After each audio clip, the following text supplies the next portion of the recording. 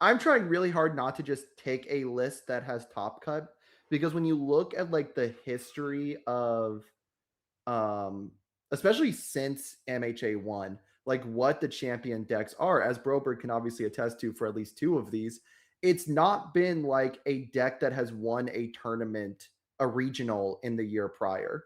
Sure. Hanji, I don't think ever won one. I might be wrong, but I don't think so. I know Midnight never won one a regional. What was the year in between Broberg's years? What I deck think was Uh, that? Endeavor is won Endeavor that. 3. Oh, yeah, that's Nick on Did Endeavor. Overhaul? Overhaul might have double dipped But Overhaul Mm, didn't win. Overhaul came in second. Overhaul came in second. of Worlds or Worlds. Overhaul regionals. was second place in Worlds. Yeah, yeah. I thought you were saying regionals. Oh, you're saying specifically at Worlds. I'm Yeah, yeah. saying the Yeah, he's Infinite saying the winning. regionals. Worlds deck The, has not won a regional. and now it's coming second because again, like Travis's Krista list ends up coming winning Nats and then coming second in Worlds. But like also from my understanding, now granted pre MHA1 it gets kind of weird because like you get into diversity and diversity is a problem when evaluating formats objectively. Mhm. But my understanding is most of the time the world's winning deck is a okay, man. Thanks, Jose. Most of the time. Also, for what it's worth, thank you for the subscription. Oh yes, thank you, Colby, for the subscription. Sideways Tim Keefe 2 is OP. Truly, yes.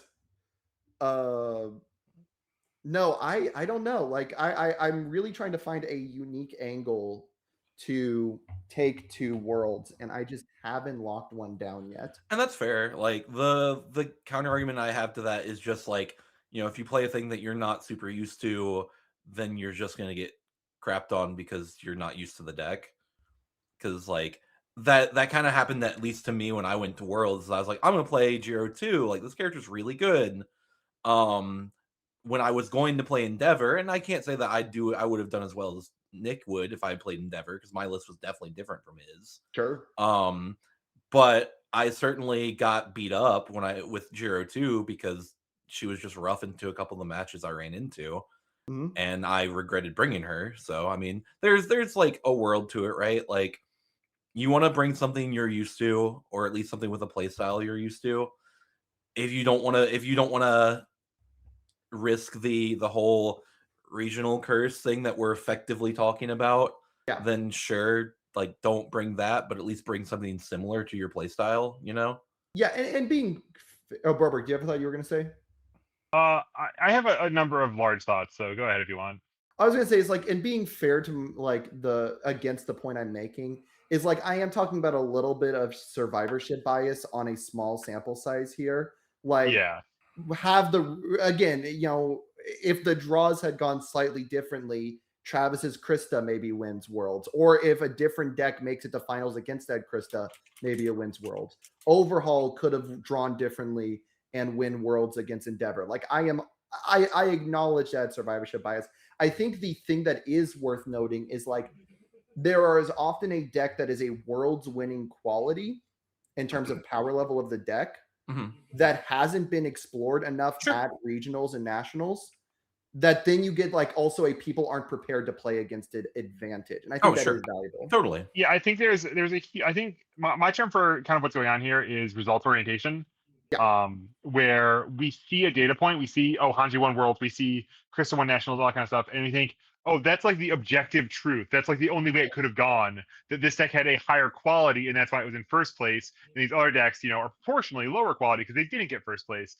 But it's a game of luck and skill, right? A close match will be like 55-45. If you play Yeah. it 10 times, both players will get plenty of wins, even in plenty of unusual situations out of that. Sure. And Universes is really good and really deep and rewarding of skill and preparation. So I think that, and like our metagames have been shockingly good for the most part too. Honestly, like people complain, oh, they're not banning enough these days, or X Y Z, but like they're quite proactive, and we have incredibly deep rosters of viable decks. And to say nothing of all the decks that are out there that we just haven't found because the game is complex and rewarding and challenging in all these Right. ways. I And mean, kind of like we don't have a ton of events either, right? Like Yeah. This Go isn't ahead. measure bias, it's just results-based thinking. Yeah, I used the wrong term. Results-based thinking is the more accurate one.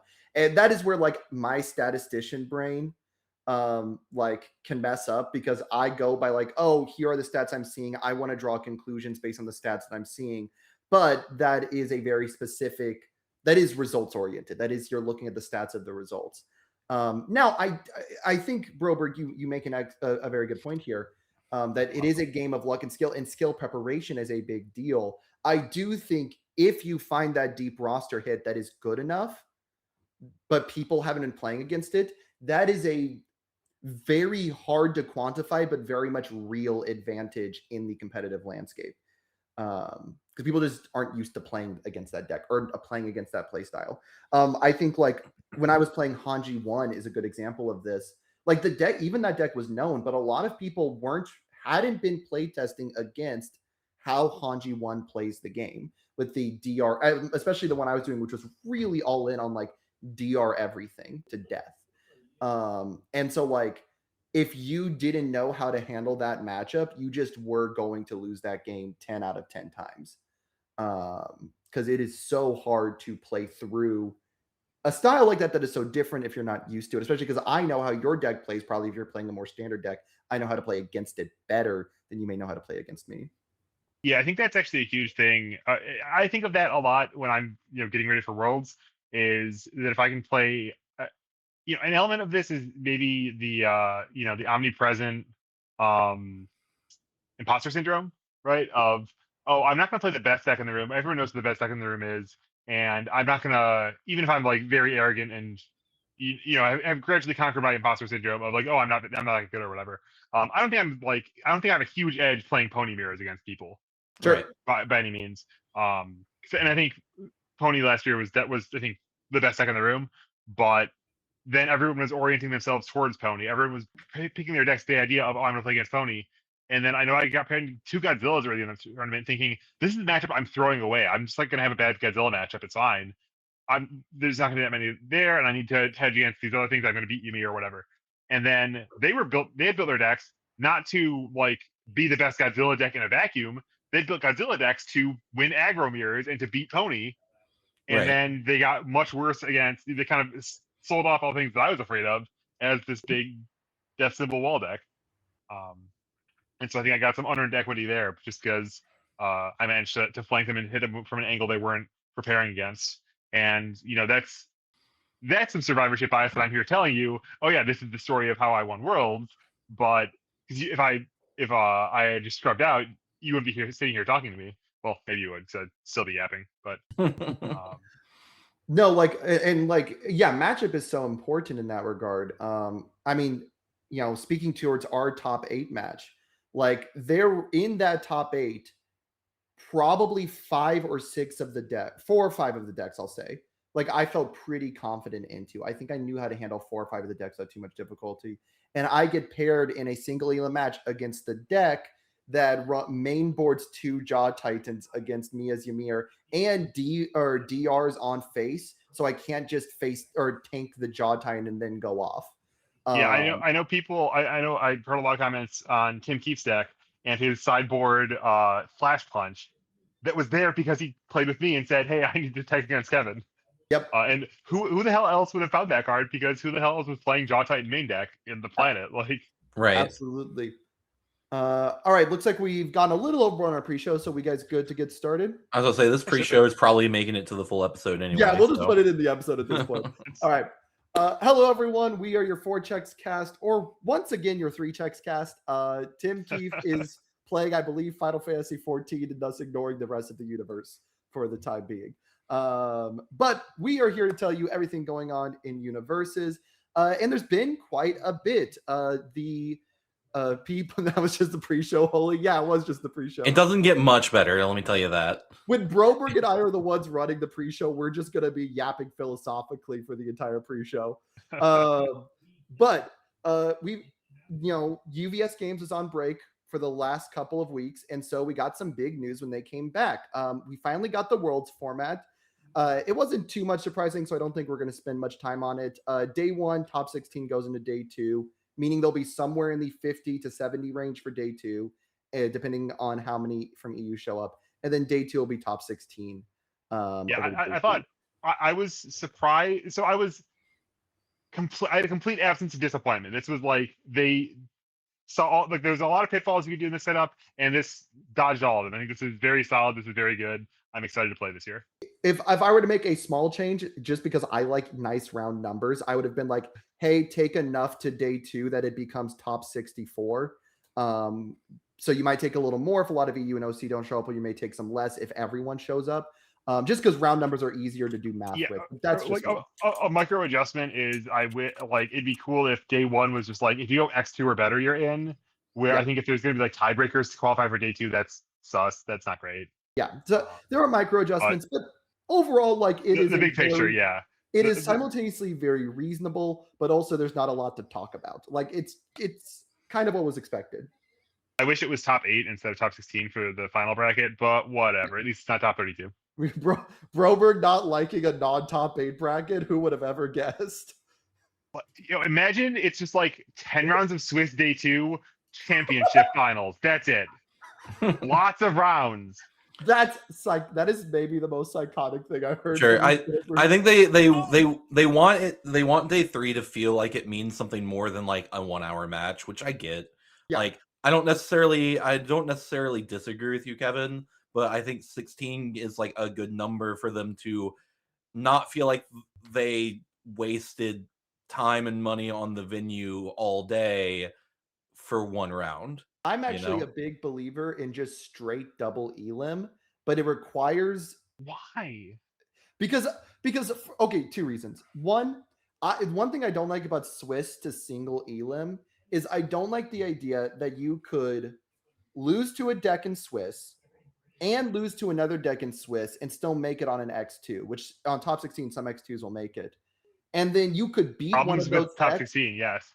You could beat one of those decks in the first round of Top Cut and knock them out of the tournament, even though in terms of like win-loss records, you guys have gone even with each other. So I don't like Swiss. That's why we shouldn't cut to top 16. So there's not X2s in the bracket. If it's fake double limb. But even with top 8, triple. right? Like even with top 8 is you might lose to the deck that is number 1 seed and wind up 8 seed. And then if you beat them in the upset in single elim, even though you guys are 1-1, they are out of the tournament and you're in. And that feels a little weird to me. Yeah, that is one very precise angle that can occur. My big beef with double elimination is that most of the field, there's a lot of waiting, and most of the field gets eliminated after very few matches. Yeah. Sure. Right? Between like 2 and 4 matches is almost everyone in the field. Yes. And then you have to wait a very, very long time. And especially like it's also an elimination bracket immediately. And frankly, like in FGC, it works a little bit because FGC is much lower variance than trading card games, right? You can't get mana screwed in Street Fighter, right? Right. You can't get a bad run of control tracks and lose in Street Fighter.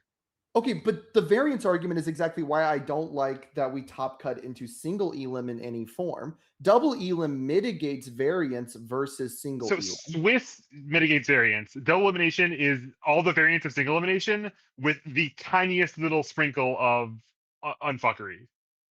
Like Okay. it is extremely high variance. Hear me right? out. Like hear me out. We compromise. We go back to 10 rounds of Swiss. Cut to championship match. Championship match is a best of 5, which is the equivalent of basically 2 best of 3s, functionally. best sides are cool if they don't take ages. Well, if it's your only match on Sunday, why not? Like, hey. Right, yeah. if you are doing that world where you're only having 1 match, you do it like a best of 5, or like first to 10, or some crazy shit like that. Hey, we used to do that. In this very long Swiss model, you'd have day 3 have Swiss rounds still, for the record. Sure. Okay, sure. I see what you're saying.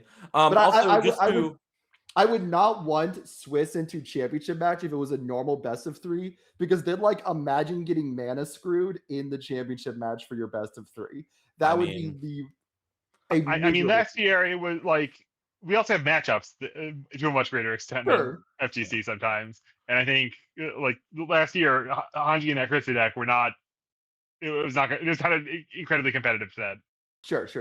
Unfortunately, Also, just bad matchup to for him. interrupt just for a second, just to react to chat here. Extreme Suey says, if UVS is supposed to be about how fighting games go, then yeah, why not implement double elim? But yeah, I get it. It's rough. We did that once for Worlds, and it's probably just cardio being garbage. It was the messiest tournament I've ever been to. Yes. Okay. I hated that. No matter what, like, and that was part of what I was going to say initially. Like, to even consider double elim, you have to have a very smoothly run tournament. Yes. Can UVS Games run that smooth of a tournament? I'd like to think so, because I'd like to think my company knows what they're doing. But I think that Worlds was such a mess as far as that part of the event went. Yeah. I don't think they're willing to try it again. Yeah, and that's fair. And I can't blame them, because that was rough. It was very frustrating. And look, I still had fun, but it was very frustrating. And honestly, look, I'm nitpicking.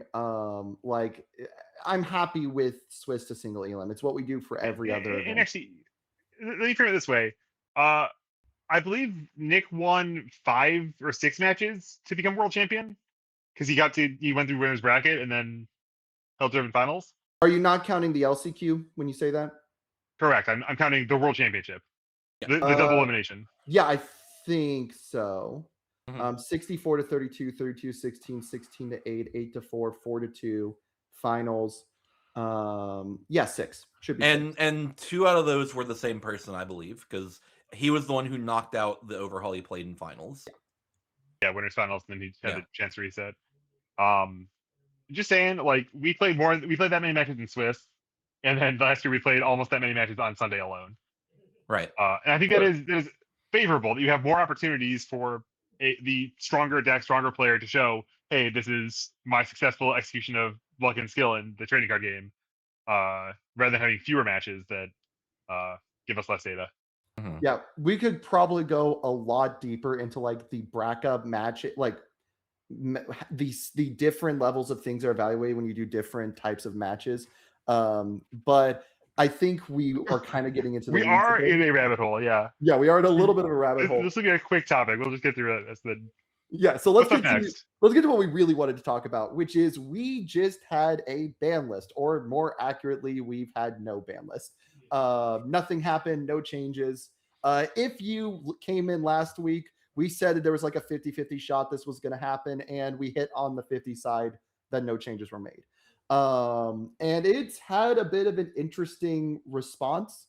I'm not going to name any names, but if you pay attention to the Facebook, does Universe's Games care about its players? That's what people are asking. They say this is proof they don't care. I love that. Okay, I gotta say, not to glaze UVS Games. I'm one of the first people to trash UVS Games when I think they've done something stupid, and I think you can think the decision to keep cards legal is incorrect, and that's fine.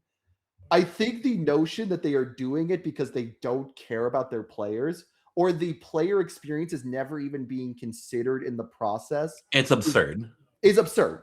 Like let's ignore like the fact that these are normal human beings who are friends with a lot of people in the community and would not want to piss people off just for shits and giggles.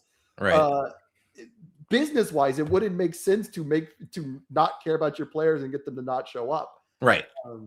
The cards that are being talked about being banned are all at least a set old. One's 2 sets old. It's not like this is we're selling new product keeping legal stuff. Right.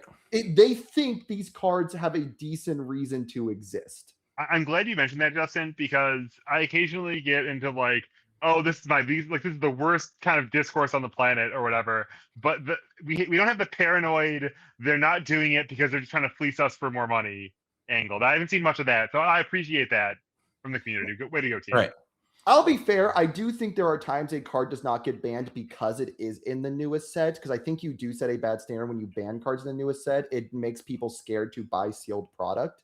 Like, I think that is reasonable, a reasonable thought. But that's also just like, that is also good for the players. Like, you as a player want to know if you're buying sealed product that you like are getting a bit of value for an extended period of time. Iggy, you're just tuning in. We are on ban list conversation right now and kind of the response to the most recent ban list. We've just talked about how the bracket was set up for Worlds. So let's talk about the specific things themselves. I really wish we would have a more nuanced conversation about why unyielding exists, first of all. Because like MMM and equipment heist, I think that is this too powerful of a combo? Or like is equipment heist not a good enough future-proofed card or things like that? I think unyielding is serving a very specific design purpose. And I think when you don't talk about its design purpose, when you talk about its legality, you are missing the point. Like, I think they want a threat of if you try to build too big, you're going to get reset to 4 and have to rebuild. So you cannot rely on a gray wall without having outs in mind. I think that is intentional design.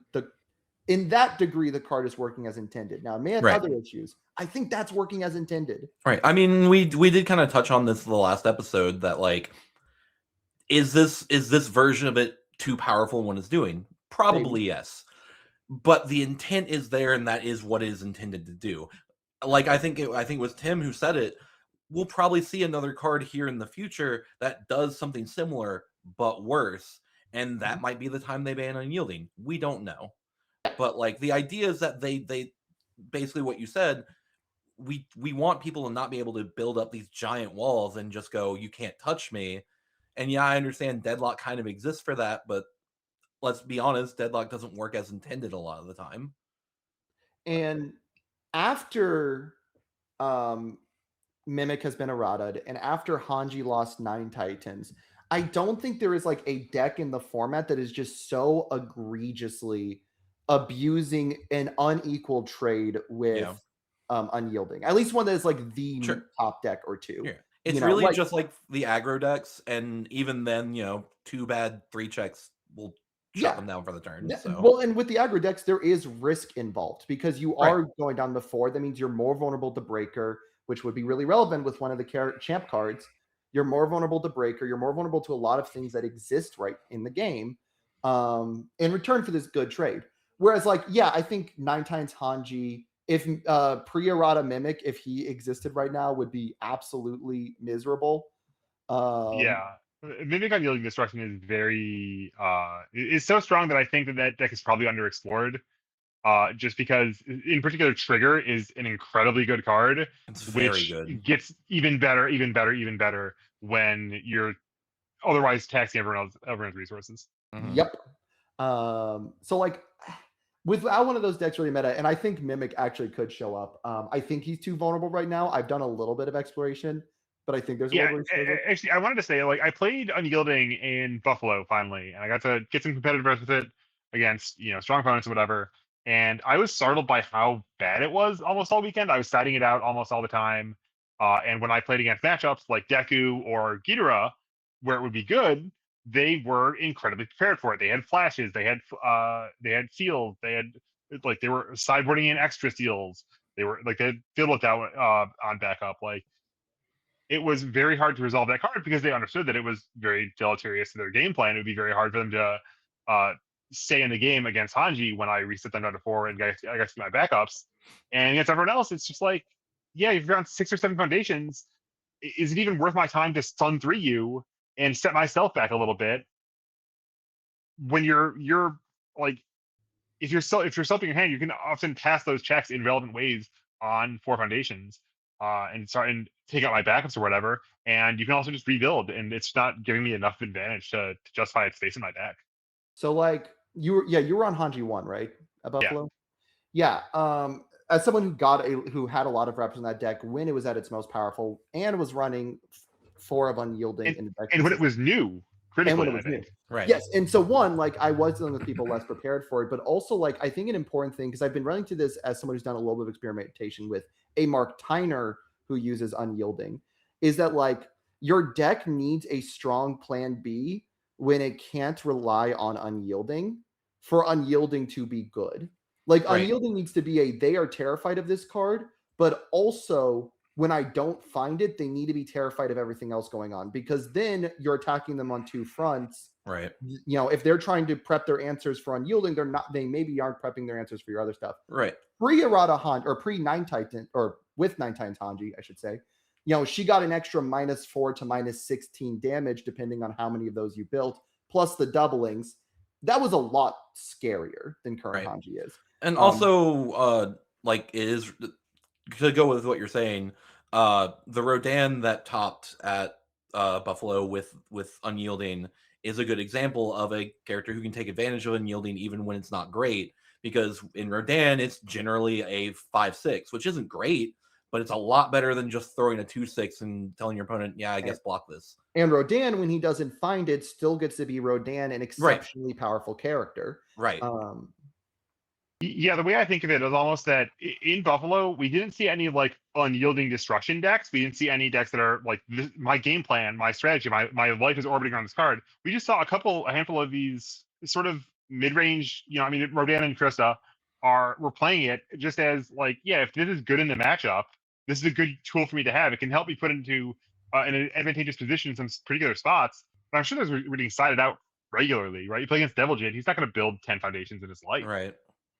You play against an enemy deck that has a lot of assets or a lot of backups. Unyielding just doesn't do anything to them. It just doesn't. Right. It's very rare that you're going to have text in those kind of matchups, and so you don't want it for anything. But when it's going to be good, it's going to be incredible. And you're going to play into Ymir, and she's either canceling Unyielding or being incredibly sad and trying to play on her front side, which is not where she wants to live. You just get a ton of equity in that matchup. So, like, when is this card good? Well, it depends on the matchups, and that's, I think, all you can ask for in the game is that your cards aren't just obviously consistently good, obviously consistently warping the game in their favor every time. It depends. It's contextual. It's up to variance. And I think it is probably good if Unyielding settles itself in this mid-range area of decks, allowing decks to stay alive against the wall decks, kind of reset parity and keep playing the game. Because like decks like Rodan, decks like Krista can struggle when the opponent just walls you out. I think that's probably a good place for a card like that to exist. It is probably good to have a card that gives mid-range a bit more of a game plan against these sort of go late, go wall decks. And the cool trade-off is it's worse into a lot of the really aggressive decks because they were already trying to kill you on 4 foundations. So they're just going to do it again. Like, if that is where the card sits, I think I'm kind of happy with that. And to add to this, Calvin Harrigan, I think is the last name, Wub, said Harrigal, yes, you're right. Said this in one of the other Discords earlier today, and I do agree with it. That if they hit Unyielding, they're gonna have to. I think they have to hit a few other things, because I think Unyielding is one of those cards that is holding the floodgates together, I guess is the best way to put it, on a few decks that could be really nasty if it doesn't exist. My like conspiracy theory. I mean, the card was already in production, so it probably isn't that, but it may have been other things leading up to it. But I think that like they saw, was it St. Louis that was Ghidorah versus Rodan? Oh, that was Albuquerque. Albuquerque, thank you. I think they saw the Albuquerque 3-hour finals and said, this is not universes that a lot of people want to watch. I mean, I heard people clowning on it from all sides. So you realize that Unyielding Destruction was like, there were copies of that card in that building, right? Yeah, that was the release weekend. Yes, Apocalypse. yes. It did not see much play at that. It was not a reaction, is what I'm saying. No. I know it's not a reaction to that. I think that is part of why they haven't banned it, because I don't think they want us to return to Albuquerque style gameplay. I mean, I know that if I was gonna say what's on my mind right now, Tim would tell me I'm giving the design team too much credit. They don't see this far in the future. They don't think that far ahead. It's not that complicated or whatever. He's not here. Like, say it. I mean, I think that like it looks like they know what they're doing, right? They have an idea of that. You can have matchups like Rodan versus Ghidorah that are going to be absolute slogs if they're not timed. You're gonna have 2 decks that are oriented towards not getting killed by Nick Reagan in that metagame. They're going to float to the top because there's a lot of Nick Reagan killing everyone else. And then they're going to beat Nick Reagan and they're going to play against each other. And it's going to be, I'm not going to do any gestures to demonstrate what it's going to be like, but it's going to take a little while for them to resolve that game. Someone might get decked instead of getting so we get exhausted. I love that's a really good word for the way those matches go, where you get too tired to keep fighting and then you lose because you ran out of juice, literally. Right. That's an outcome that can happen in the game as the extreme escape valve if everyone's playing too much defense. And like, yeah, they knew this. Like in set 1, in set 2 meta games, we were seeing Momo do this to people where if you weren't me, you might play Momo deck. It's even more defense, and you play Momo versus Eraserhead, and you both just stare at each other for 2 hours, Right. and no one can actually make any progress. I said this in one of the discords earlier today. I was like, I see a lot of people honeymoon or rose tinted glasses, MHA1 format, MHA like 1, 2, 3 format. And I'm like, guys, if a Razorhead existed today, there would be riots in the streets about that deck. Like the amount that you guys complain about when your options are turned off, and we had a character in MHA1 that just says your character, as long as I use this one action that I can keep grabbing, isn't online. Yeah, no, you guys would not have been okay with that. Bro, these sweet summer children would not survive the winter, dude. Oh man. I struggle to survive that winter sometimes, and I have the most fun playing Universes of anybody. Let's kind of move a little bit away from unyieldings. I think we've given that good lip service. Let's talk about the other half. Do you guys think heights in MMM should have been legal? Do you think there's a good reason to keep them legal? What do you think's going on here with that? I mean, I think that I find this discourse somewhat frustrating. But like, I'm coming around a little bit that. So, I'm let's not get into is art real. But like, I saw MMM right on previous season. It's like, oh, this is cool. This is like lets you turn anything into a Titan attack, right? You play 7 difficulty. This is the Titan size cost for a card. You don't get an attack out of it, but it makes every other attack for the rest of the game Titan size. And that's cool. And then there's these ways to cheat it. Like that's cool too. I like cheating's cool. Cheating's based. We love that. Like the game at some level is just a measure of who's doing things that are further out of line of like what the game's supposed to be. And hopefully you're still also. I'm getting off track. It is pretty unsatisfying to just get dunked by +5, like 2 +5s on something, and now it's unblockable unless you have your barrier shield ready. And then you spend your once per game remove cost action. You buy a little bit of time, and then they're coming out online next turn, and any random move will now again be unblockable. It does kind of polarize the game very much into, well, are you surviving this thing right now, and then are you backswinging me even though I'm not overextending at all, or is the game just going to be decided by the mute machine? And that's kind of an anticlimax for a lot of games, and I think that I see little sparks of this discourse going around of, oh, MMM sucks, this isn't fun or whatever. But I think it's really easy to just dismiss someone saying, oh, this isn't fun. But there's actually a still out there of, no, this lacks all of the tension and all the stuff that makes universes good. And I haven't seen a lot of people talking about that. And that's kind of how I feel about MMM, is that even independent of its actual balance level, it doesn't have very much drama to it. And that's disappointing for a potentially one of the best cards in the format. I'm in a weird place with MMM. People know me. I love the Smiling Titan stats character. So like obviously like the idea of MMM is a very alluring card to me. I have built God knows how many decks that have tried to cheat it in ways that weren't just equipment heist. Like I think that this card is like a very cool build around. I don't think we get many truly build around cards that aren't character cards in universes. So I think it is kind of cool to see what a deck that does this does. And I think that's cool. I also think like I'm in a weird place with it in relation to the concept of go tall decks. I feel like in like Yu Yu Hakusho and before, there was a lot of talk of like, does your deck go tall or does your deck go wide? Like an Amajiki deck goes tall. It kills you with a wolf, powerful 3, EX3, puts a bunch of momentum and powerful and just kills you in like a big blow. Maybe does a few value attacks to get there, but it really is aiming for that big attack, or at least having that online. You haven't seen EX3 and powerful 3 as a main game plan be as popular nowadays. And I think that's because of like cards like Filled with Doubt and Massive Mune Machine, not Massive Mune Machine, Moment of Normalcy being so readily available. And like MMM is a new way to do go tall. That's like, okay, you put initial investment into this card to now have access to this go tall package. But now you have to like, now it's low investment on subsequent turns. And I think that's a interesting approach to a go tall deck. So I Sure. don't mind it existing in that regard. My only problem is really just the two together, and I understand that it's really hard for a lot of decks to make that happen.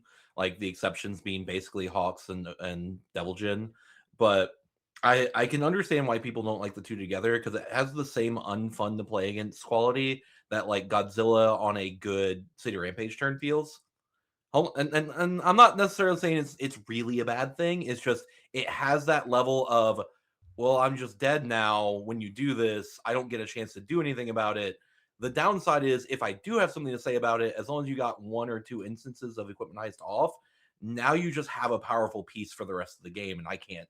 Now I'm in danger for the rest of the game, and I can understand most people's concern about that type of game plan. I just am not particularly sure if I want it fully gone or not.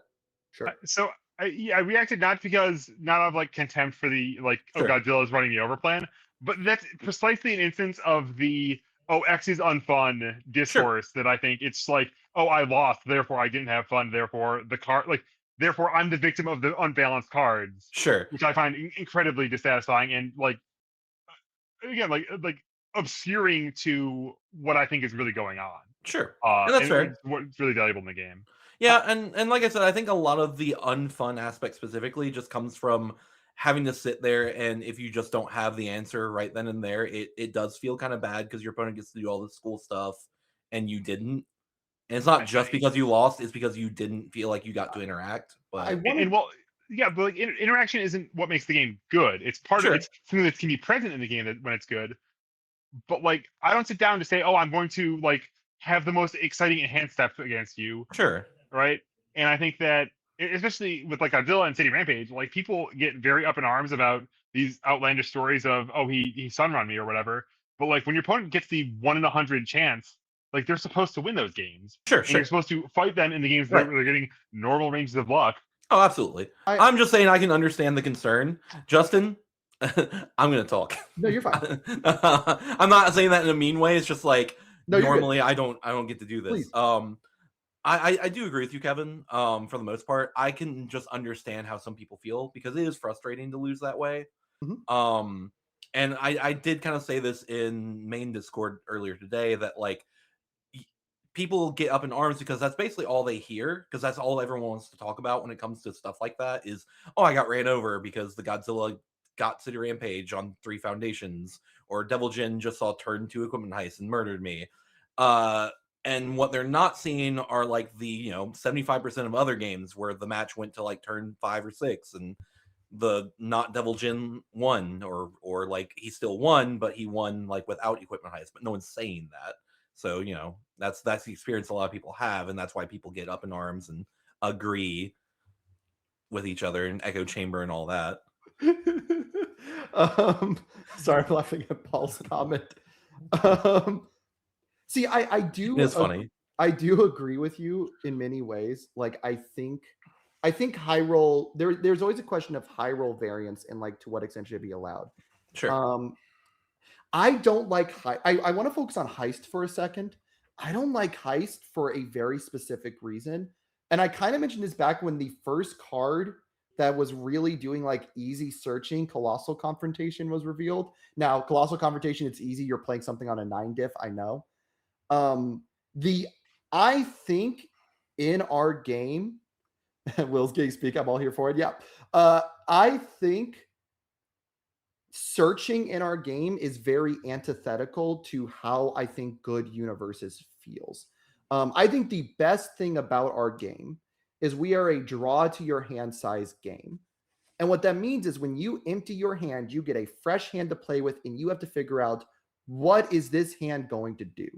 If you don't play much of your hand, it's because you're trying to sculpt for a better hand usually. And like, so that is a fundamental part of our game's design. When you get easy ways to search from the deck, I think it creates two problems. First, I think it uh, lowers the variance in terms of, this game, I didn't find this piece. What is my deck doing when I don't find this piece? Which I do like that part of our game design. But it also, and this is where I want to touch on Mr. Final Max's point. He says equipment heist seems like it only does one thing. Since the deck is where all your cards are, deck and discard pile is where is the totality is going to have all your cards. You will always grab the best thing. Unlike, say, Pumat's Soul, who, yes, if he gets an opportunity to cheat in MMM from his hand, he's gonna take it. If he hasn't found one in his hand or one in the discard pile to grab, he might be putting in a cape or something like that. He has to adapt to the hand.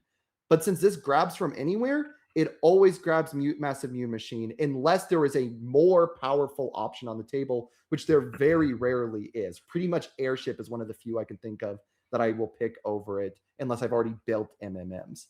That is the card that I would like to go. I don't like what Heist does for game design. Sure. I still think tutors are fine in our game for what it's worth. I think it's fine when they are like one-time effects or like have a real cost to them. Like passing a 9 diff is not that hard, but at least like you still had to pass a 9 diff and take the risk of checking poorly on it. And I get that Equipment Heist has like the drawback in most characters, you have to play 3 things, etc., etc. But I hate the fact that it's repeatable, right? Like the fact that you jumped through the hoop, you got the prize, fantastic. Now if I get to jump through the hoop again, which now it's not that hard to jump through the hoop anymore because I've already done it one time, what's one extra card going to cost, really? I get to do it again and then again and again and again. Like, and I think that's a little rough. It should be said that like with Massive Mute Machine, or sorry, with Equipment Heist, like it is not supposed to be easy to have a hand of your special blue card and 4+ attacks. Sure, it's not supposed to be an uncommon state, and it's really like it is easy to underrate how remarkable the Devil Jin deck is and how much remarkable stuff it gets to do. Because most decks can't do 10% of what Devil Jin does. Sure. I will say that I don't know. I still think it does feel bad to have like 2 or 3 attacks in your hand with the orange card in like a 6-hander and then seeing Ocean Buddies, for example, right? Some other way to cheat a 3rd attack into your card pool. Or in Hawks' case, just being Hawks. Yeah, like, Hawks is an example of like a character that's design is really cool, but the existence of Heist makes it problematic. I mean, problematic is a strong word because, like, again, this will get into his Broberg's is art objective mindset. Like, it is creating a state where it is cheating a supposedly really hard restriction. And is that okay with not? In the case of Hawks, maybe because that deck wasn't doing a lot before, so this is now the thing it gets to do. Devil Jin was already doing well before Heist, and then Heist comes out, and it's like, oh, now it just gets a shot in the arm. Also, I will say with Hawks, like Hawks got 2 updates with TMNT, and I died to both when I played against Ryan on stream. Yep. The second one feels I mean, and again, this is all subjective because, as we said earlier, like unfun against your opponent lucking out is whatever. But like it definitely felt worse to lose to the Equipment Heist turn than it felt to lose to the like your Hawk's Feathers are 4/4s now kill turn. Oh, sure. I was like, what's the other one? No, the United in Battle or whatever. Yeah, that one. The TMT attack that does that. I think like, it's that setting cool. the standard is the setting the standard. Yeah, that one. Yeah. That one's United Battle I think is also an ultra rare with the turtles on it, but very different effects. So like he gets to do both of those things, but like I said, I think with the current meta, it's a little easy to see 3 attacks and get 2 hits off of AAA or off of Equipment Heist, and 2 hits is a lot. Like that's really good. I hear people say Massive Mute Machine won't survive through its lifespan. I don't know if I agree with that or not. I think like Heist, I will be shocked if it survives its lifespan because I think it restricts character design because you have to be like on the evil symbol. How easy does this guy get 3 in? And I think it restricts asset design because like if you get rid of MMM because that's the problem card in this combo eventually, you can't print another card on the level of MMM without knowing Heist might cheat it in.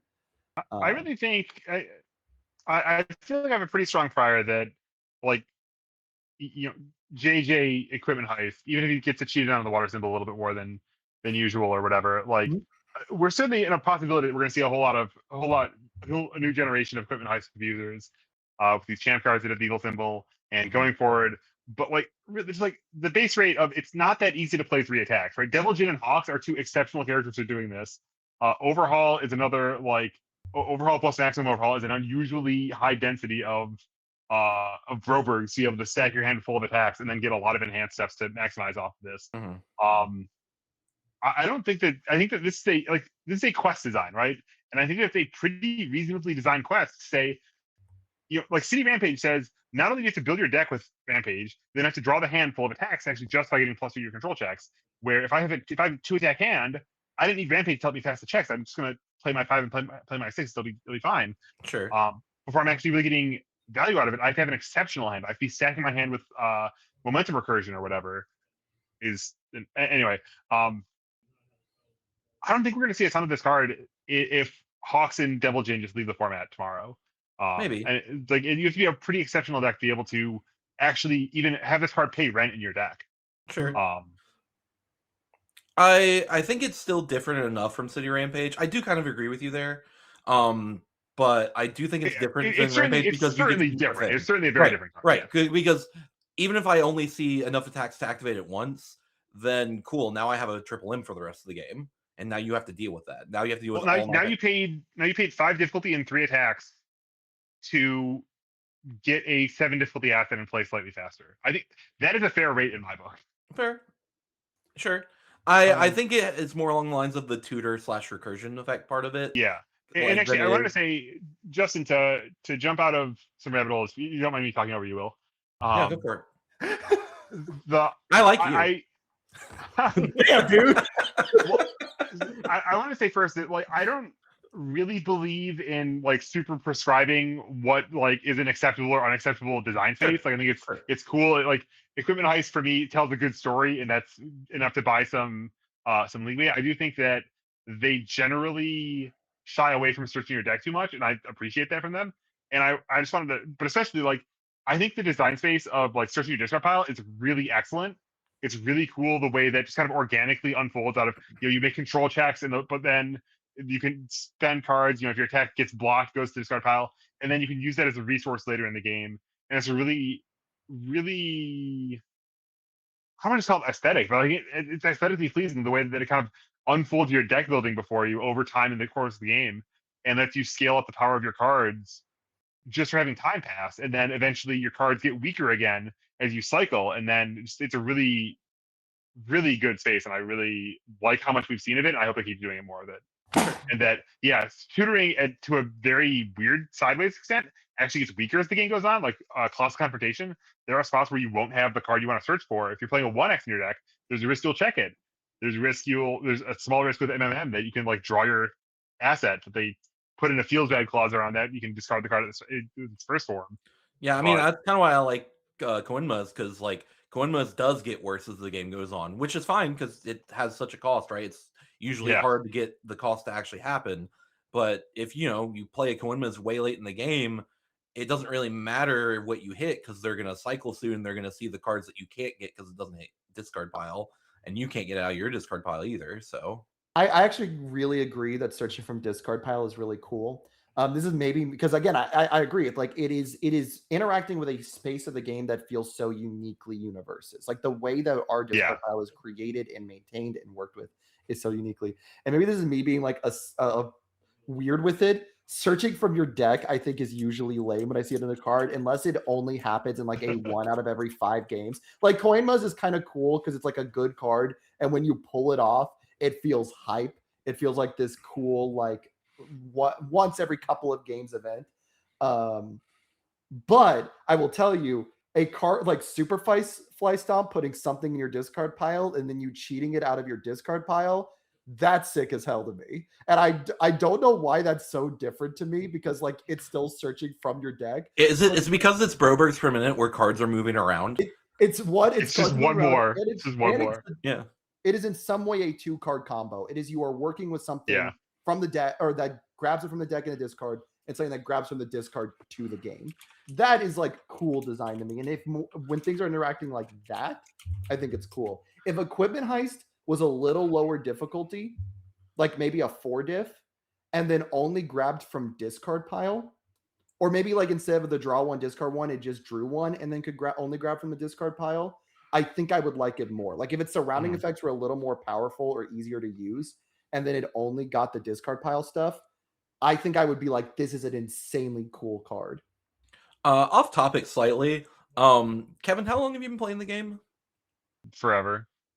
I mean, like pre-Jasco, after Jasco. Yeah. Like I started with Sabretooth. Okay. Yeah. How does Billiard Player knock enough Brobergs per minute for you? Do you like that card? Yes, I like Billiard. Okay. You're tangenting so far. Have you seen this card, Justin? No, I have not. Go ahead and pull it up on UVS Ultra. This card is so silly. I forget if I managed to play this card competitively or not. What the hell is this card's name? Billiard Player. It's very flavorful in what it does. You are in fact playing billiards with it. You snooker the shit out of your opponent. Okay, hold on. We're putting this card on stream. Oh, yeah. When Ted Keith's not here, we go. It's got a lot of text on it. You might want to zoom. I think I might have to actually word count to know if there's more words on this or on my champ card. Okay. So add 1 foundation from your stage to your hand, then 1 from your hand to your momentum. Look at your momentum and add 1 from your momentum to your discard pile. Then add 1 acid or foundation to your staging area committed.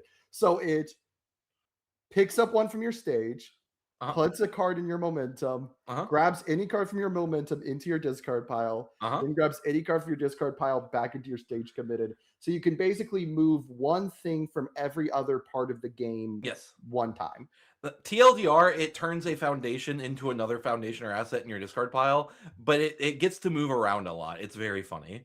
Man, that's... And well, critically, you can like you can bounce a face down. This is invented before they had face down foundations, to be fair. But you can bounce a foundation that has a flip effect. It has some once whatever. Then you can put a bad action that's not any good in your hand from your hand right now to your momentum. You can spend an attack for your momentum to get into your graveyard for later. You can pick up whatever foundation you want. Yeah, it can be different cards. Yes. This card, this is also what I fully would have expected a Kevin Broberg character to do. But you playing Balatro, I don't know exactly how that works, but I'm excited to see how Kevin Broberg 3 moves. So we've been on the ban list for a long time. I do want to give us some time to talk a bit about Hero 2 and 3v3. Because I think we've kind of run circle on the ban list. There is a whole new format coming out at Worlds, Hero 2. If you have if you are in the community at all, which I'm assuming most of our viewers are, you have probably heard of the idea of Heroic. I think David was the one who floated the name around. Am I wrong? I'll fight you. How dare you? Let's Talk Universes coined the term. Oh God. So yeah, Will coined the term Heroic that then David Cord really did pick up and like was doing. Yes, I will say they did more with it than I did. I just was like, this would be a neat name for it. So the idea is that a format is going to come to Worlds that is MHA1 onwards, and it is going to use the same ban list as Standard and Spotlight. That is the info we have been given so far. What is unclear is, and so I just want to bring it up real quick, whether or not that includes cards that were banned in Standard but have since rotated out and were still Spotlight legal, which is relevant. Twisting Inferno is banned. Twisting is the main one. It also would be relevant post-rotation, post-Worlds for Titancliff, because Titancliff is still Spotlight legal but will rotate. So like, will those cards end up in the format? I don't know. We'll get clarification on that real quick. But let's talk a little bit about heroic, regardless if those are legal or not. What do you guys think of Hero 2 coming to the game? I really want to see some leadership on questions like, is Twisting Azure Inferno banned Yeah. or not, and why not, and how does that work? Mhm. As for the balance of format, I mean, I think that my kind of feeling on even retro a little bit is that like these formats really need to distinguish themselves from standard more than they might be right now. Even with that much larger card pool in retro, a lot of it feels like standard is infecting the gameplay an awful lot. Sure. Whether that's just twist, I mean, we banned Devil Jin because of in part standard things, or we suspended Devil Jin rather. But like Massive Mutant Machine, Equipment Heist, these things are relevant cards even in these older formats. And the broad shape of things is often, we have modern designs, we have modern cards that have spicy power levels, and they're competitive with the oldest stuff too in a lot of cases. And I think certainly Hero 2 is going to have a slightly smaller card pool than Retro, but it's going to be very accessible, which is a big win. Like I think a lot of these, like there are going to be very few cards that are even hard to find. I wonder how much the market's going to be reacting to old cards like Ledger Explosion or, like I'm trying to think of what are other spicy cards from sets 2 and 3 that rotated out and might be getting some spice. But yeah, I think it's an interesting format. I'm excited to see what people come up with. I think it's always a fun playground to just get to recontextualize your old cards and the new format with how they play off the old stuff. I'm a little anxious about the power level of stuff like Momo or Eraserhead, but we'll see how it goes. I'm interested. It's one of those things where it's like I think this is a cool idea, and as someone who came from Magic, I think it's necessary to have different levels of Eternal play, because like especially with availability of retro, I prefer retro to the idea of Hero 2, but I understand that retro has a lot of stuff that you just can't find anywhere, or if you can, it's very expensive. Hey, you want to pay $250 for Trinity Geysers? I think they're more. Oh my god. But anyway, you got to hook up for 250. yeah, right. Like, that being said, like, I think it's very important for a game to have something like this, so people who have been playing since these rotated sets came out have something to do with their cards, so they're not just collecting dust. And retro was a place for that, but like I said, availability is rough. So like this gives the people who came in with My Hero who have no interest in like the old pre MHA stuff to have a place to use their cards. And I think that's important. Whether or not like the format is super exciting, I don't know if that really matters as long as there are enough people who are interested in playing with it. I agree with a lot of those thoughts. I think it is important. I think post rotation is vital. We are keeping, I think, one MHA set post rotation, which is Girl Power, and then we're keeping the Deku deck. And yeah, we'll get one more set of challengers in 2026. But regardless, like right now would be a great off ramp if you're an MHA fan with the game.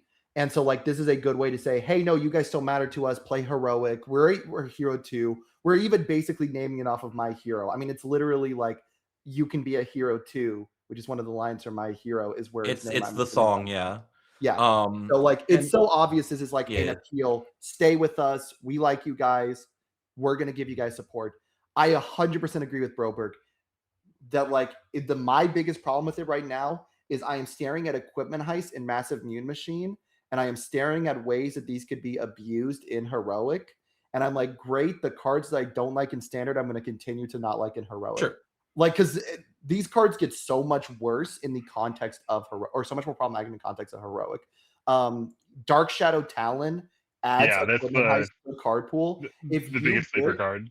If you have a Heist in hand, Talon and 2 attacks, and a Heist and discard pile, you get to build like 4 assets without if you have the attacks. difficulty. Huh? Well, that's what you said. If you have the attacks. Yeah. Yeah. Well, yeah, because you go 3 attacks and airship, and Heist. You play Heist, you play Talon, put in a second Heist, play the 2 other attacks, or if you're Hawks, you just throw 2 feathers in.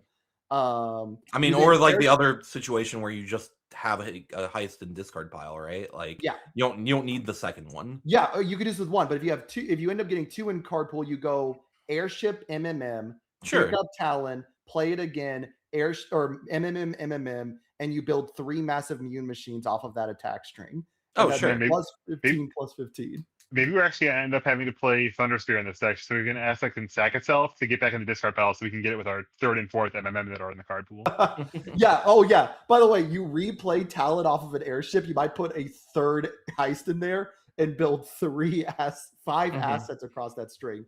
That sounds like the worst thing ever. That sounds miserable, unfun. I don't want to do that. And even if It you sounds- get rid of This Huh? sounds sick. Way to go. You guys such a full discard pile. And you're reaping the rewards for your most PogChamp attack turn that's ever happened to anyone.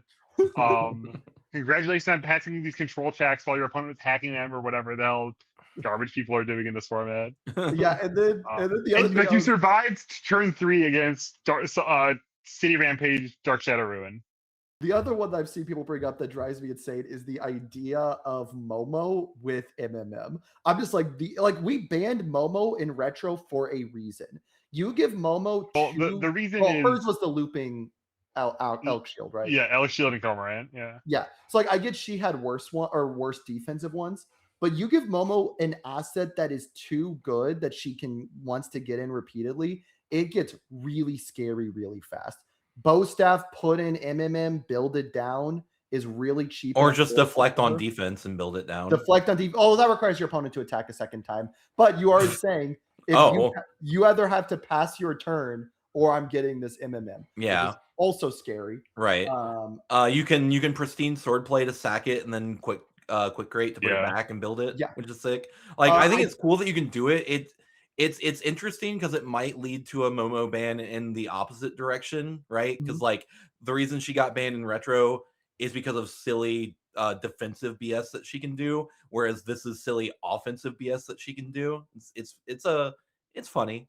That's all. You think Turbo Foundation Destruction is real? I will believe Turbo Destruction is real when I see it. I know there are a ton of good destruction cards in MHA 1, 2, and 3 because of the Shigaraki support. I don't know if there is enough to find a D-build deck. That being said, I will not be surprised if there is a really strong D-build deck somewhere in that format. You know what's the best part about Hero 2 is you can play New Training Method. And has there ever been a better Universes card than New Training Method? Like, tell me the truth. Like a single one. Ready, Get, Set, Go. Thanks for was the a better. subscription, by the way. I prefer Ready, Get, Set, Go. Yeah, thank you for the subscription, Daniel. Chaco 2 with 4 checks, Moneta 2 with Unyielding. Oh, look, the one thing I do think will be fun in Hero 2 is Nomu with 4 checks. I want to do plus 10 damage as Nomu. I want to do plus 12 damage as Nomu. That sounds It's hard fun. to do plus 10 because he doesn't pump throws and Colossus Titans will throw. You're right. We'll do plus 13 with the Infinity SR. Yeah. 7 mid for 20. They'll never block, I promise. Hell yeah. Moneta 2 will be a pain. You shielding plays in a hunt and follows up with Fatal Cleave. Yeah, no, I understand that D-build Unyielding sounds scary. I'm just not 100% sure there's going to be a deck for it. Sure. Because I have been told throughout every format that there is a super powerful D-build deck somewhere, and a D-build deck keeps not popping. If I see it, I'll believe it. And I will kind of agree with Zach in chat. Like, this sounds fun, these sound base. That is kind of the point of Eternal formats, right? Like, you get to play with all your old cards and you get to see how silly shit is if we didn't have rotation. And I think that's kind of the draw, right? And that and that is fair, by the way. Like, there should be a ban list for what it's worth. Like, there should be a curated ban list. There's always the conversation of like, should retro have good pricing? Like, that's a thing I've heard. Should retro get real support as pricing? And like, the upside of when it doesn't have super real support is it's a format that you can let people do bullshit in more easily without freaking out about the same sort of ban list conversations that we just spent an hour talking about. Not that people don't care about the format, but people are more likely to pet deck, play the thing they want to play. The fun of the games are more important in retro than necessarily winning. Robert, do you disagree with me? So I think my hot take is that, how to say this? the people who complain that I'm not having enough fun in standard could have that in retro, and they like it's lucky that they don't play against people who are necessarily as competitive in retro, and like people are playing their fun deck and having a better time. But they could be that miserable in every format if anyone cared to show up and not be having as much of a good time. Yeah. And I'm not expressing this very well. I was like, that's kind of my point. In retro, people don't care as much about being miserable for the sake of winning. Like, I think that is less of an issue in retro. Yeah, I think what I see the fallacy in that statement is that the people who choose to be miserable just to win aren't very good at winning either, actually. And like, if you're miserable, like, fix that before you show up to try to play a card game and fix your misery. I will counter right? that a you little can't make bit. enough money playing card games. I will counter that a little bit. I hear Travis constantly complain about how miserable playing his decks are, and then he wins nationals and gets second at Worlds. There are certainly miserable players who are also good at winning. Imagine if he was happy. Wait, I thought his complaint was that that his opponents didn't have fun, not that he didn't. Well, he isn't playing, or he said he was going to quit for a while, so I assume he wasn't having fun. That doesn't mean he's right, but I mean, like, that doesn't necessarily mean he's not having fun with the deck he's playing. He may not be having fun against the decks he's playing against, right? Maybe. This entire argument. Think there are complainers. There are people who do not like playing their decks. Who are still absolutely good, who still win. Not all of us are as based as Broberg. I just wish they could experience human flourishing. I think that's everyone deserves it. Thank you for the subscription, Paul. Everyone deserves to be happy. It was actually your birthright. That's fair. Yeah, I can agree with that. But we have just a little bit of time left. I think Hero 2, it's going to be a fun format. I will say it's going to be broken as like shit. Like because people are going to show up to the first Hero 2 having a month in the tank going, what's the silliest thing I can do here? The first time people are going to bring Talon Heist MMM, Momo MMM, Unyielding Shigaraki. It's going to be a toxic first tournament no matter what. Now, it'll be kind of fun because it'll be novel at that. Does Shigaraki deal 5 if he punches it back up? He's got there's no shot it says to a character. Yeah. After a non-throw attack deals damage, your rivals loses 5 health. Bobo. Thank you, Anonymous Gifter, for gifting Zach a tier 1 sub. Turns out Zach complaining about ads will get you a gifted sub. He even said he didn't need it. I do want to give us just a little bit of time. I don't want to necessarily go too far over, but just to talk a little bit. I don't see ads, man. Getting banned off the platform immediately. He has Turbo. He's paying for the feature where you don't get ads. I want to talk about 3v3. Do you guys give a shit about 3v3? I love 3v3 exactly as much as I love Hero 2. Really? Okay. I think it's cool. I think it's great. Okay. Honestly, like my first reaction to Hero 2, and then please. The format I want to play is called 2 Hero. And you have 2 characters in play. Your deck is on 2 symbols. But you can, that's it. You can only have 2 of any card. I mean, hold on. I'd play this. So one player, 2-headed giant. It's Commander. It's Twin Suns. He doesn't know what those words mean. I don't play Magic the Gathering. I play good card games. Sorry. You know what Commander is? Yeah, I know what Commander is. I do know what Commander is. I just don't like Commander. Yeah, but imagine Commander was peak universes. Okay. Just the sad. Okay. He gives up. Okay. So I hate 3v3. Here's the thing. Okay, party pooper. I would have liked 3v3 before Attuned existed. Because I think the way it is challenging to build satisfying decks. Exactly. Or if 3v3 was you get the 3 symbols of your, although this could do new broken stuff because then you could do just Deku 6 as your opener. If it was like you get to build your first character, but then you get 2 backup characters to play with, I'm sure that would break a billion things and a half. Justin, that's not Magic. Wait, wait, what? What's not This Magic? is a few minutes Twin ago. Suns is not Magic. Twin Wait, Suns but is he just said Escrow. it's Commander. Yeah, he said Commander and then Twin Suns. So Twin Suns is Star Wars Commander. Yeah. God damn. Okay. Okay. Regardless. Sorry, I don't know Star Wars Unlimited. I play good card games. I just want to make people mad about my opinions on card games. I also play Yu-Gi-Oh, so it's a lie. I wasn't gonna go there, but you know.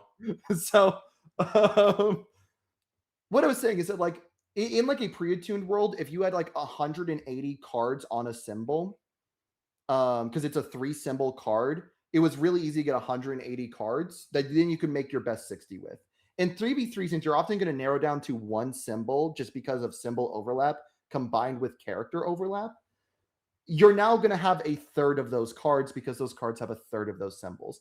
And the idea that now you're having to build the best deck from just that set, I think is not... I haven't built in it, so maybe I'm wrong. I'll admit that.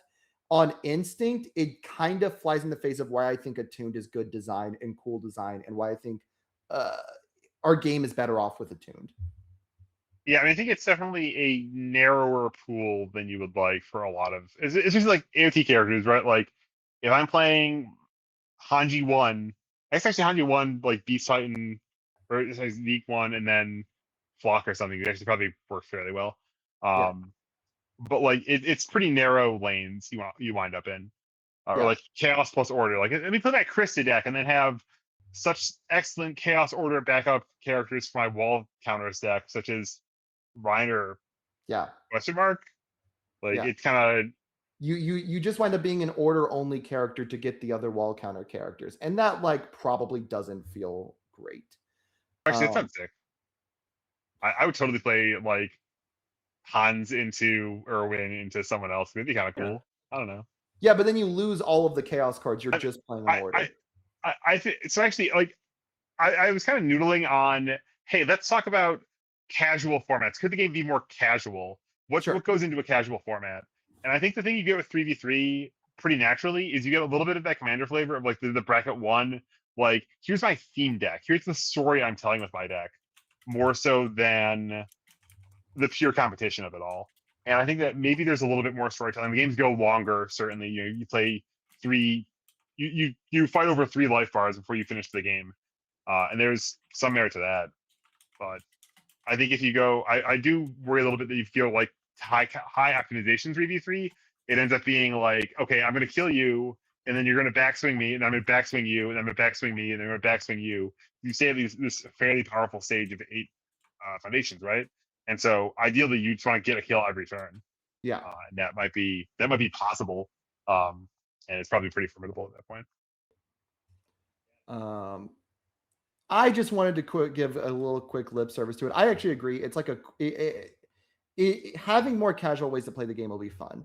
But unlike Hero 2, where like I could see us maybe having a Hero 2 regional at some point, especially as we like transition in 2027 and Hero 2 gets more and more noticeably different than standard.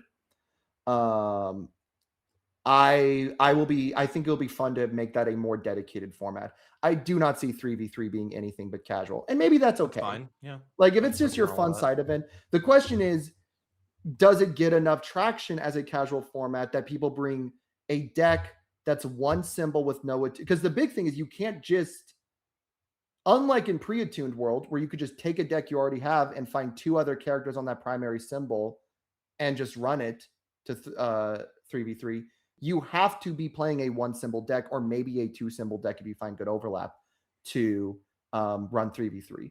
Are enough people going to have a deck built specifically that is compatible with 3v3? I don't really know for it to be viable on casual formats. So I kind of disagree with that, with your statement, like how difficult it is to build a character or a deck that's only on 1, or you know what I mean, on more than 1 symbol because of Attune. But like I think it's difficult to do it with AOT characters and 2 symbol characters, sure. But I think it's much easier, especially if Godzilla shows a trend of going back to characters with more symbols. But like I think in a world where characters have 3 symbols, it's going to be pretty easy to find characters that match 2. Yeah, I Maybe. mean, most duos have like 5 or 6 characters out there. It's Sure. not necessarily all a deep roster of great characters that Right. necessarily line up really well. But you can I think you certainly don't need to go to the extremes of just like, oh, I'm not to play any off-symbol attuned cards. Like you can build like certainly Death Order has got a decent roster. But even to the point I just made, though, if you go to 3 simple characters, you're probably playing an attuned card from all 3 symbols. So you cannot just take your deck. Well, by default you would be, yeah. But Yeah. like if I play You have Rogan to- and I'm gonna actually like was it Air Void or All Void that had a surprisingly deep roster of playables? Air Void has a very deep roster, I believe. Yeah, I know you get Deku and Rodan if you want it. The point I'm kind of making when I say that is that like, yeah, the more you ask people to bring something special for a format, the less likely people are going to sign up. And the idea that you have to make changes to your deck or bring a new deck over just slapping 2 additional characters on your deck and calling it a day, I don't know if enough people are going to dedicate that time to 3v3. I mean, I think that I Okay. really like that Universes Games is doing this. They're putting this out there. That they're giving this opportunity for people to tell these stories. And I think like really strongly that like having a barrier to entry isn't extremely bad, actually. Like Mhm. if everyone could take their standard deck and sign up for MHA Spotlight with it, that wouldn't actually like be good for that format. Right? We want people to actually show up who actually want to play this and who actually want this experience, and to have these options for different people to play the game in different ways. And so that's what I like to see about this format is that Do spotlights fire at most events? I actually don't know. Like, they do. do I they- don't I know. feel like I don't know if like how consistently large they are, but like they do. I think they're all like scheduled. So I think that it's like if one person shows up and they're the only person, they sign up and get stuff. But like they'll kind of run the tournament even if it's not a blow out the doors. Yeah, I don't think any of them good have time. failed to fire, right? Okay. Like I don't know if like every single version of Spotlight has constantly fired with like an actual playable amount of players. Like I'm assuming 8 in that scenario. But I'm pretty sure every MHA one has always fired. I've seen like Critical Role like never fires. I figured Critical Role was probably the most likely one to never fire, given it's just like one set. It's one Yeah, set it's from a- challengers, yeah. MHA Spotlight Pops, that makes sense because that's the most uniquely different. You can't play those cards in Standard. I think Spotlight gets Also- more popular when you can't play cards from Standard, or when you can play Also, cards when from- you have a million sets. Yeah. MHA has 7 sets and a couple of decks to play with. Like, Dude, I really wonder if AOT Spotlight is any good or not. I think people have played it. I don't think it's bad. Yeah. I just don't think it's popular. Yeah, I would be just very like it's curious- like quality of the games. I'd be very Sure. curious by set 3. I know set 1, people were talking like just like Smiling Titan was just the deck because there weren't resets in AOT 1. Yeah. Now that you have normalcy and stuff like that and Filled with Doubt, I don't know how those change the math on the top decks. Yeah, I think certainly even just like Smiling Titan Errata probably went a long way. And Yeah. So it would be kind of fun to see what a post 3 Spotlight world is. But we are kind of hitting an hour 10 in our main show. So I think it's probably a good time to start wrapping up. Do you have any final thoughts? Obviously, we're going to talk about Worlds a few more times before we get there because it's still a month and a half away. Do you have any final thoughts kind of on what we have heard about Worlds over the last couple of weeks? We'll talk about pricing when we know all of it, obviously. I want to know a little bit more info about what day 2 players are supposed to be doing, because I've heard different things. The rumor is that we don't have to pay for entry, and there's going to be a separate tournament for us to sign up for, which I assume would be the case, at least for the second part, but I've seen no official announcements about it. And I'd like to know that sooner than later. That'd be cool. Sure. yeah, I don't really have thoughts too much. I mean, I think that there's certainly metagame exploration to be done with the Camp Fighters cards and with Absolutely. the champs. And those are some strong cards. So we'll see how that goes. All right. Well, let's go and start wrapping things up. I'll mark it for Tim Keefe because I haven't done anything enough recently to mark it for myself. Tim Keefe is Satonis on YouTube. I don't know if he has a video coming up soon, but he has a lot of great understanding the game, video essay stuff, top 25s with things to look forward to. As one of the world champions of the game, he's one of the best places to look for instructional stuff related to the game. Broberg? Yeah, I'm Build UBS on Substack and YouTube, and I've been actually posting on Substack because I have thoughts that like I post into a Discord and then like 6 people read, and then I could post them to like 12 people instead, and like that's way more. And plus, then you can like go back and read my archives later, which hopefully everyone should do because it's full of bangers. Nice. As always, I am running our VOD channel on YouTube, which is youtube.com/4checkscast. Videos go up on the following Monday or Tuesday after show. That way everyone has some time to check it out on the VOD here. And then you can find it on YouTube, so it'll always be archived. And there's a nice little playlist, so you can watch everything in order or just watch whatever episode you want. Absolutely. It's the idea odds on favor to win this year's idea odds on. That sentence did not make sense, Zach, but that's okay. I'm going to go ahead and raid y'all now. I'm going to send you guys over to AGDQ, which is what Zach's already heading off to. For those of you who aren't aware, AGDQ is a speedrunning charity event, fundraising for, I think it's the Cancer Foundation right now. Very great speedrunning charity live stream all the way through Saturday. Check it out. We're going to send you all over to raid right now. Prevent Cancer Foundation. Thank you so much, Daniel. It's a cancer foundation. We want more cancer. No. All right. That's why we play